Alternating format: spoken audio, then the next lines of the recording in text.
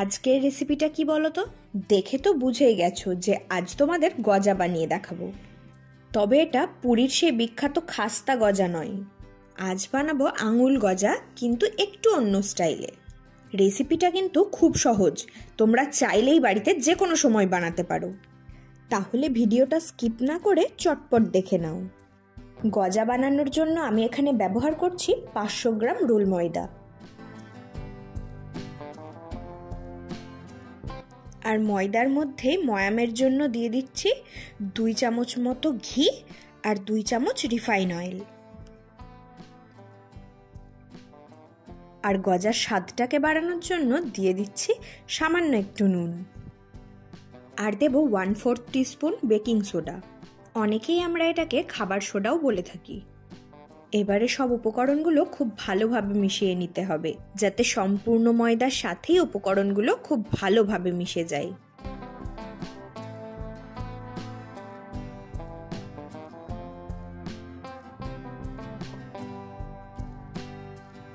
আর হাতের মুঠিতে নিয়ে এভাবে একবার চেক করে নেবে যে ময়দাটা দলা বেঁধে আসছে কিনা। আর এভাবে দলা বেঁধে আসলেই বুঝতে হবে ময়দাতে ময়ামটা একদম পারফেক্ট হয়েছে। তারপর অল্প অল্প করে নর্মাল জল দিয়ে ময়দার একটা ডো বানিয়ে নিতে হবে।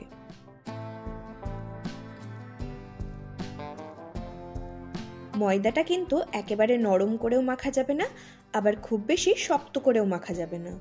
ময়দার ডোটা আমি এখানে রেডি করে নিয়েছি। এবারে এটাকে 15 মিনিটের জন্য রেস্টে রাখবো।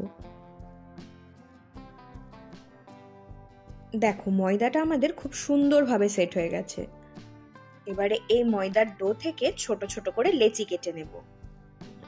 লুচির জন্য আমরা যেরকম ছোট ছোট সাইজের লেচি কেটে থাকি তেমন করেই লেচি কেটে নেব।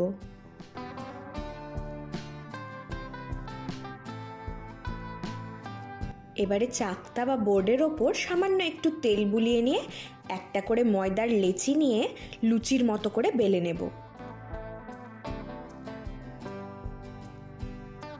তারপর একটা ছুরির সাহায্যে লুচির 2 পাশ এভাবে একটু একটু গ্যাপ রেখে কেটে নেব।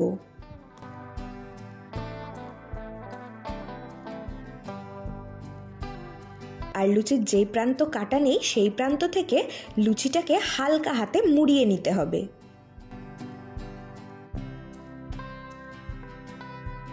আমি তোমাদের বোঝার সুবিধার্থে আবারও একটা বানিয়ে দেখাচ্ছি।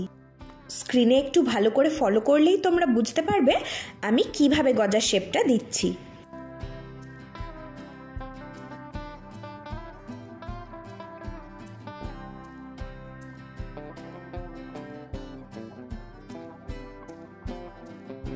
আর গজাটা কিন্তু একটু ধৈর্য নিয়ে হালকা হাতে গড়ে নিতে হবে।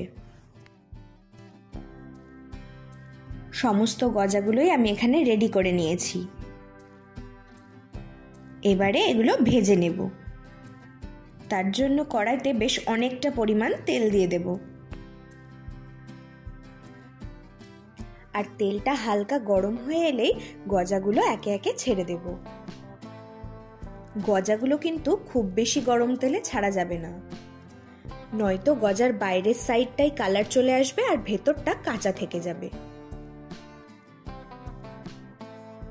হালকা আছে অনেকক্ষণ সময় নিয়ে গজাগুলোকে ভেজে নিতে হবে। দেখো গজাগুলোতে খুব সুন্দর একটা ব্রাউন কালার এসে গেছে। এই পর্যায়ে গজাগুলো তেল থেকে তুলে নেব।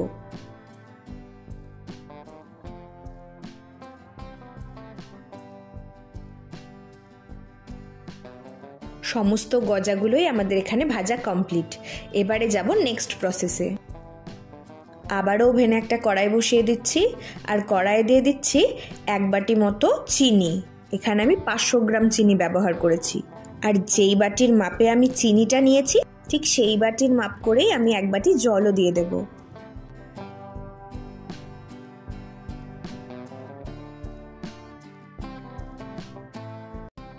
আর সুন্দর একটা গন্ধের জন্য 3টে এলাচও ফাটিয়ে দিচ্ছি জলের মধ্যে।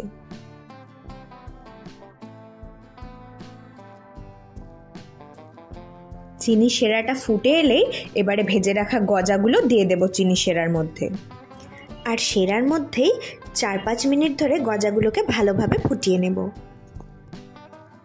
তারপর সেরা থেকে গজাগুলোকে তুলে একটা পাত্রে রেখে সেরাটা আবারও একটু ফুটিয়ে নেব, যাতে চিনি সেরাটা আরও ঘন হয়ে আসে। আর এই প্রসেসটা করার কারণই হচ্ছে একদম যাতে গজাতে দোকানের মতো টেক্সচার আসে। কারণ দোকানের গজাতে আমরা দেখে থাকি সেরাটা জমে গিয়ে গজার গায়ে চিনির মণ্ডগুলো খুব ভালোভাবে আটকে থাকে।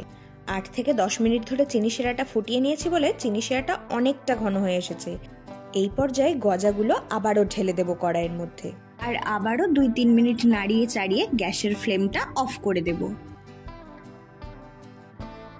আর ঠান্ডা হয়ে যাওয়ার পর কিন্তু একদম দোকানের মতনই দেখতে লাগবে গজাগুলো। আর রেসিপিটা যদি তোমাদের ভালো লেগে থাকে অবশ্যই কমেন্ট করো।